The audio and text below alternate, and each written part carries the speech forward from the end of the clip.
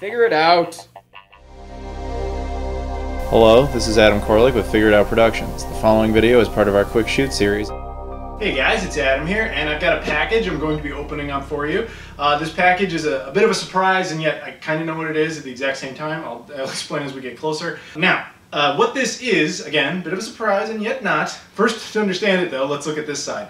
Now right here what we have is a game called Twinkle Tale for the Sega Genesis, aka Sega Mega Drive. We also have a game for the Super Nintendo called Secret of Mana 2. And we have Mega Man: The Wily Wars for the Sega Genesis. Now, what do all three of these games have in common? Any takers? None of them are official releases. None of these actually ever came out. So what does that mean? Well, for example, Mega Man: The Wily Wars was released in Europe, where it was region coded. It had video frequency issues, meaning it didn't run that well in North American TVs. It runs fine on European PAL TVs. And also, the cartridge is insanely expensive. So what fans did over time, because they really wanted to play this game, is they got the data off of the original cartridge and they altered it. So they resolved the frame rate issue, and they removed the region coding, and then they put it onto new cartridges, aka reproduction cartridges. And then that's what you have here. So this is a reproduction of an original game, but it also it has Genesis like markings all over it, so it will fit in with your North American style collection, and it's substantially cheaper. Same thing goes for Secret of Mana 2. This game was only released in Japan. It was never released outside of there. It was only in Japanese. Fans got the data, they translated it into English, it was put on actual cartridges, and now you can play this on your Super Nintendo and you have a whole new RPG. The same goes for this game, Twinkle Tale, which again, I believe is an RPG, and was only released in Japan. But, so yeah, that's what a reproduction game is. So yeah, now, I'm going to go ahead and open this up, and this is where I'm excited because I know it's a reproduction game, as you probably concluded as well, but I don't know what game, so we're going to find out together. It's going to be a bit of a surprise. So let's go into this, shall we? Find the best place to cut here, which looks to be right here. Now basically they gave me, when they messaged me, they were like, yeah, why don't you go ahead and like make a list of like 12 games or whatever that would interest you, and we'll pick one out. So I was like, all right, no problem. So they had a lot of options, so it was like a lot of stuff that was just curious, more so than anything else. A lot of these games come from like Russian communities that either like translate these games or they hack them from other platforms and get them to run on this stuff. So there's a lot of strange options like Aladdin 2, you know, stuff like that, like stuff I wasn't aware was ever made. Or like Crazy Bus, I think the AVGN did a video on that once. You can actually buy a reproduction of that through this service if you're interested. But let's see what we ended up with, shall we? But anyway, let's take a look at this.